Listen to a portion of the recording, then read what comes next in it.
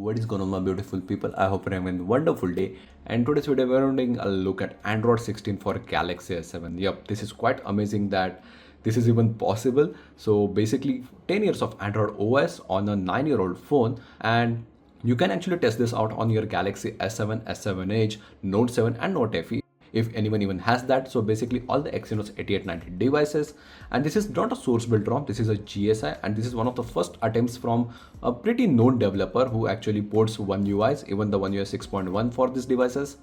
And I will be making a separate installation video for this cause it's quite lengthy. Like, the device itself doesn't have a lot of bugs that it will keep you from not using this ROM, but it's a bit tricky to just get it up and running. So let's just take a look. I won't be going through each and every single feature of EvoX Android 16 build. That's just quite a lot and you can check it on your own. So let's just go through the UI.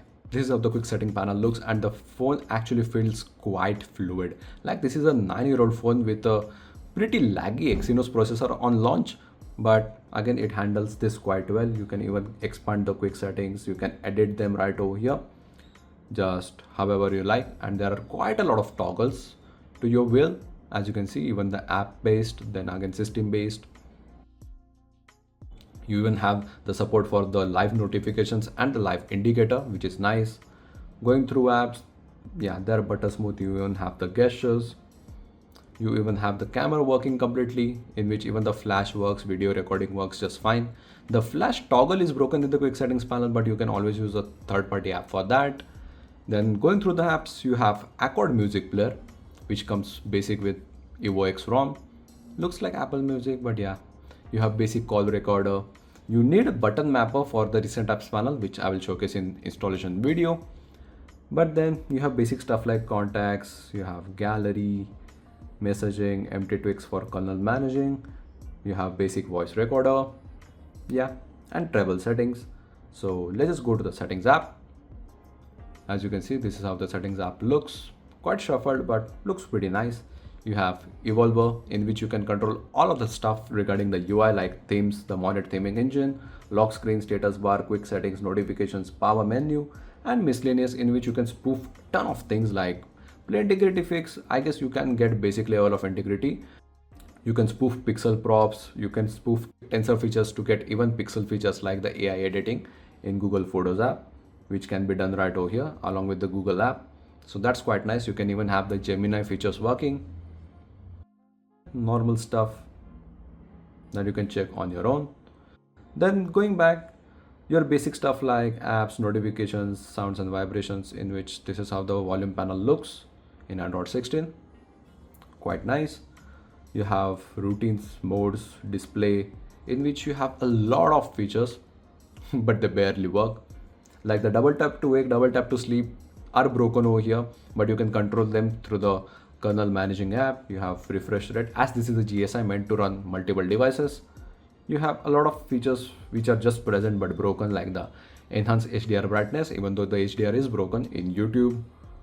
You have colors, live display, but you won't find adaptive brightness as the slider itself and the sensor is broken. But going back, you have wallpapers and style, in which you have complete modded theming engine support. So it just works fine. You can control every single color along the UI, whether you want to adapt it, use the dark theme, or want the icons from it, but you can quickly customize the lock screen. This is quite neat. Must look nice on the edge panel. I'll just skip this one. You have storage, backup, battery, in which you have basic pixel widget, and battery stats, in which I see a new feature, idle manager, from this ROM, which is nice. Then going back to the system, you have tons of features in which you have buttons, but you don't have the feature to enable this recent apps button. You do need a third-party app for that.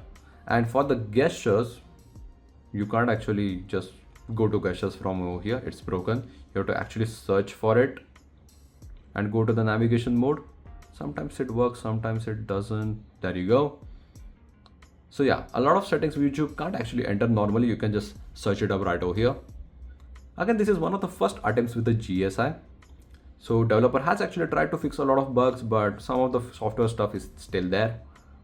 So going down to about device, scrolling down, Android 16, Evolution X version 11. This is how the Easter egg looks. I guess the Easter egg is a bit broken, but let's try. There you go. You can play with it a bit. This is basically, I think, to showcase the live notification. It's a bit broken, but it does work with Play Store or anything else. You have security patch July 1, 2025, which is latest. Again, quite amazing to see running on this device. Scrolling down, nothing much in terms of security. You do have fingerprint scanner working completely, even the face unlock, which you get in Android. You have location privacy manager, which is just bonkers in Android 16. You have digital well-being as always to manage your screen time, which is quite nice. And that's basically it for Android 16 on Galaxy S7 Edge. I hope you guys enjoyed. If you found this helpful, please drop a like. And if you want a complete installation of this, please let me know in the comment section below. I'll be making that soon, but that means adjust the brightness quickly. And see you guys in the next one.